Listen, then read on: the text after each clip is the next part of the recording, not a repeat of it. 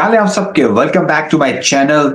Startup visa की सबसे बड़ी मिस्टेक्स लोग क्या करते हैं, किस वजह से लोगों का स्टार्टअप वीजा प्रोग्राम में रिजेक्शन होती है, और आप अगर आप स्टार्टअप वीजा प्रोग्राम को देख रहे हैं तो आप किन किन चीजों को अवॉइड कर सकते हैं। राइट, ओके, बड़ा इंपॉर्टेंट है because startup visa program Canada का एक one of the flagship federal program से बहुत जबरदस्त प्रोग्राम है। राइट, अगर आप क्वालिफाई करते हैं, पर बहुत सारे लोगों का तकरीबन 75 to 80% अप्रूवल रेट है, तो 20% जो रिजेक्शन रेट है या जिनकी पीआर एप्लीकेशंस डिनाई हो जाती हैं, वो क्या करते हैं, गलतियां क्या करते हैं, और किस तरह से आप भी मेक श्योर करें कि आप उन मिस्टेक्स को अवॉइड करें। Right, okay. पहली चीज, number one thing, right, okay, लोग जो गलती करते हैं वो बोलते हैं, जिसको हम बोलते हैं ना कि documentation mistakes and omissions. Right, okay, startup visa के डॉक्यूमेंट से थोड़े से कॉम्प्लेक्स हो सकते हैं। राइट, ओके, बहुत सारे फॉर्म्स होते हैं, बहुत सारी चीजें आपको मेक श्योर करनी होती हैं, तो लोग अक्सर क्या होता है कि वो डॉक्यूमेंटेशन में कोई चीज मिस कर देते हैं, कोई चीज इनएक्यूरेटली लिख देते हैं। बेसिकली डॉक्यूमेंटेशन में एरर का होना is one of the biggest reasons कि भाई रिफ्यूजल्स का। राइट, तो अपने डॉक्यूमेंट्स को डबल चेक करें या प्रोफेशनल के साथ काम करें ताकि वो इंश्योर करें कि भाई आपके डॉक्यूमेंट्स वेरीफाइड हो। मैं हमेशा बोलता हूं, या आप इमिग्रेशन लॉयर के साथ काम करें या आरसीआईसी के साथ काम करें, किसी और के साथ आप लीगल डॉक्यूमेंट साइड पे काम नहीं करें, बिकॉज फिर आप एरर कर सकते हैं वहां पे खामा में। Right, okay. दूसरी सबसे बड़ी वजह जो लोगों का रिजेक्शन आता है वो ये इस वजह से आता है कि भाई वो यहाँ पे प्रॉपर स्टार्टअप रन करने के लिए नहीं आ रहे थे, वो बस दिखाने के लिए एक स्टार्टअप बना लिया, एक वेबसाइट बना ली, थोड़ा सा फ्रंट एंड पे दिखाया कि हम बिजनेस रन करें, पर एक्चुअली वो बिजनेस रन नहीं कर रहे। राइट, ओके, वो प्रॉपर स्टार्टअप नहीं चला रहे। राइट, वहां पे उनको चैलेंज होता है। क्यों? क्योंकि जब आईआरसीसी आपको ड्यू डिलिजेंस के लिए कॉल करता है, कोई प्रोग्रेस नहीं होती, कोई मीटिंग्स नहीं होती, कोई प्रोजेक्ट मैनेजमेंट, कोई ट्रैक रिकॉर्ड ही नहीं होता कि भाई आपने इस बिजनेस के ऊपर काम किया है कनाडा में आके। That's a huge red flag. अगर आप बेसिकली इस तरह से सोच कर आ रहे हैं स्टार्टअप में कि बस मैं घुस जाऊं, बाकी फिर मैं फिगर आउट कर लूंगा, या आपको कोई एडवाइस दे रहा है कि भाई स्टार्टअप तो ऐसे ही है, बस बना लेंगे, हम कर लेंगे, आप मना करें उन्हें, फर्स्टली इट्स अ फ्रॉड, मतलब कि दिस इज नॉट अलाउड।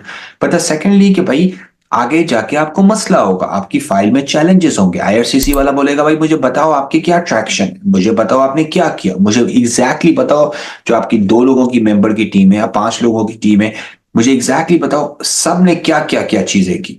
और जब आपके पास अगर आप राइट आंसर नहीं होगा, जब आपके पास प्रूफ नहीं होगा दिखाने के लिए, बिकॉज आपने तो कुछ किया नहीं था, तब आपका रिजेक्शन होता है। Right, okay. तीसरी बड़ी वजह जो स्टार्टअप एप्लीकेशन रिजेक्ट होती है वो होता है weak business plan. Right, okay. देखिए, बिजनेस प्लान आपका बहुत बैंग ऑन होना चाहिए। राइट, ओके, उसमें फाइनेंशियल प्रोजेक्शंस होनी चाहिए, उसमें मार्केट स्टडी होनी चाहिए। राइट, ओके, कि भाई आपने क्या रिसर्च की है कि भाई ये चीज कनाडा में चलेगी भी नहीं चलेगी। राइट, ओके, आपने ग्राउंड वर्क क्या किया है। तो बिजनेस प्लान अगर आपका सॉलिड नहीं है तो हाई चांसेस है कि आपका लेटर ऑन या इनिशियल स्टेजेस में इंक्यूबेटर का अप्रूवल में ही नहीं होगा। Right, okay. चौथी बड़ी वजह चौथी बड़ी वजह is insufficient financing. Right, okay, क्या मतलब?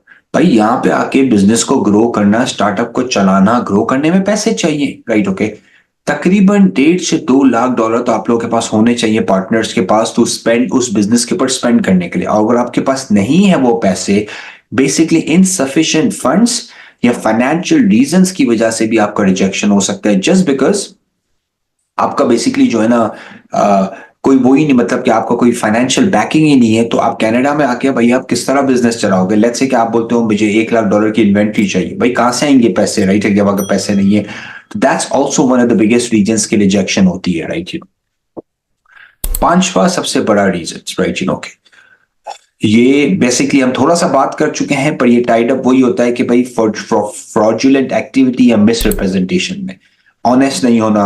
स्टार्टअप एग्जिस्ट ही नहीं करता, आपने प्रोडक्ट ही नहीं बनाई है, आप झूठ बोल रहे हो। राइट, जब जहां पे भी आप फ्रॉड करते हो पूरी एप्लीकेशन के अंदर, जहां पे भी आप प्रॉपर रूल्स को फॉलो नहीं करते हो, आपका चांस होता है कि आप रिजेक्ट हो सकते हो। राइट, ये जो सातवां रीजन है ये बेसिकली कॉमन भी है, लोग लैंग्वेज की रिक्वायरमेंट्स को पूरी नहीं कर सकते। यार सिर्फ आइल्स की 5 की रिक्वायरमेंट है, भाई मेहनत करो, कोर्सेज लो, प्रॉपर क्लासेस लो, 5 is not that hard to get, पर कुछ लोग 5 जब नहीं ले पाते तो होता क्या है कि सिंपल थिंग्स रिजेक्ट हो जाता है, राइट? ओके। और अगर आपको इंग्लिश नहीं आती तो भाई आप कनाडा में आके बिजनेस किस तरह खोल सकते हैं? That's a huge thing, right? Okay. इसके बाद होता है कि भाई इंक्यूबेटर में अप्रूवल नहीं होना। इंक्यूबेटर में बहुत सारे लोग ट्राई करते हैं, उनका अप्रूवल नहीं होता। भाई आप किसी प्रोफेशनल, जिस तरह हम अपने क्लाइंट्स को हेल्प करते हैं इंक्यूबेटर्स में अप्रूवल दिलाने के लिए, बिजनेस प्लान बनाने के लिए, बहुत सारी चीजों के लिए, तो भाई आप किसी प्रोफेशनल के साथ काम करें। अगर आपका अप्रूवल नहीं हो रहा, अगर आपको रिजेक्शन का फेस होना पड़ रहा है, या आपका बिजनेस प्लान वीक है, क्योंकि अगर इंक्यूबेटर में अप्रूवल नहीं होगा तो यू नो व्हाट, आप सेकेंड स्टेप पे तो जा ही नहीं सकते, राइट? ओके। तो बड़ा इंपॉर्टेंट फेज होता है। फिर ये जो लास्ट रीजन जो मैं आपको बताता हूँ, फिर मैं आपको एक चीज बताता हूँ स्टार्टअप वीजा प्रोग्राम के बारे में जो बड़ी इंपॉर्टेंट है, तो पूरी वीडियो देखें। ये लास्ट रीजन ये है कि भाई मेडिकल या सिक्योरिटी चेक्स, पुलिस आपकी सर्टिफिकेट क्लियर नहीं आई, या आपने कोई ऐसा क्राइम किया हुआ है पहले, या कुछ आपने कोई चीज ऐसी की हुई है जिसकी वजह से आपका सिक्योरिटी क्लियरेंस में मसला होता है, या आपका मेडिकल क्लियरेंस में मसला होता है। भाई देखो, स्टार्टअप वीजा प्रोग्राम की एक अच्छी बात है कि इसमें एज लिमिट नहीं है।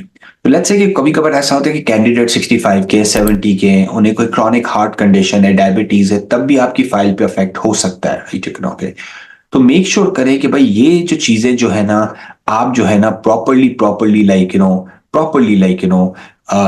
चीजें करें। अब एक जो चीज है जो बेसिकली लोगों को ये सब बात समझ में नहीं आती है, राइट? कि भाई देखें, जितने जो अप्रूव्ड इंक्यूबेटर्स है ना, राइट? ओके, हर किसी में आपका बिजनेस क्वालिफाई नहीं कर सकता है। मैं एग्जांपल देता हूं। कुछ इंक्यूबेटर्स फोकस करते हैं एग्रीकल्चर पे, कुछ फोकस करते हैं let's say apps and software पे, कुछ फोकस करते हैं हेल्थ टेक्नोलॉजी के अराउंड। आपने ये देखना है कि भाई कौन सा इंक्यूबेटर आप जैसे बिजनेसेस के साथ काम करने के लिए राजी है। बड़ा इंपॉर्टेंट है ये, राइट? ओके। सेकेंड चीज, राइट? ओके, आप किस शहर में आके आप आ रहे हैं यहाँ पे, ये भी बड़ा इंपॉर्टेंट है, क्योंकि ये आपको बताना पड़ता है इनिशियली कि भाई हम एडमिंटन में आएंगे, हम टोरंटो में जाएंगे। अच्छी बात स्टार्टअप वीजा प्रोग्राम के बारे में ये है कि it's a federal program, right? तो आप जा तो कहीं पे भी सकते हैं, पर आपको एक सिटी को डिक्लेयर करना पड़ता है, राइट? इसमें बेसिकली एक तरह से 7 स्टेप प्रोसेस है। मैं आपको एक simple but quickly lay down कर देता हूं। पहले आप स्टार्टअप की पिच प्रिपेयर करते हैं, सारी चीजें मतलब कि बिजनेस प्लान के साथ।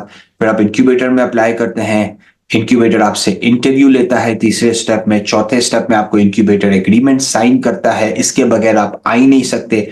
पांचवें स्टेप में आपको लेटर ऑफ सपोर्ट मिलता है। फिर आप अपने वर्क परमिट के लिए अप्लाई करते हैं 6 स्टेप के अंदर, और 7 स्टेप के अंदर आप अपने पीआर की एप्लीकेशन डालते हैं। तो 7 स्टेप सिंपल प्रोसेस, राइट?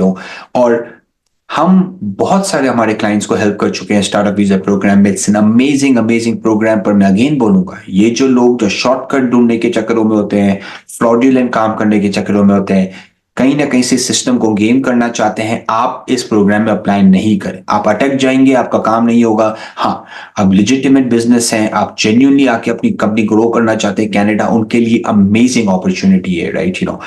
आपका ऑलरेडी स्टैब्लिश स्टार्टअप है, या आप कोई नए आइडिया के ऊपर काम करें, आइदर दोनों सिनेरियोस के अंदर आप कनाडा आ सकते हैं स्टार्टअप वीजा प्रोग्राम के अंदर। और एक फैमिली के अंदर अब तो 5 लोग तक आ सकते हैं। दैट्स लाइक 5 फैमिलीज, 5 पार्टनर्स तक आ सकते हैं। That's one of the best part about startup visa program is, right?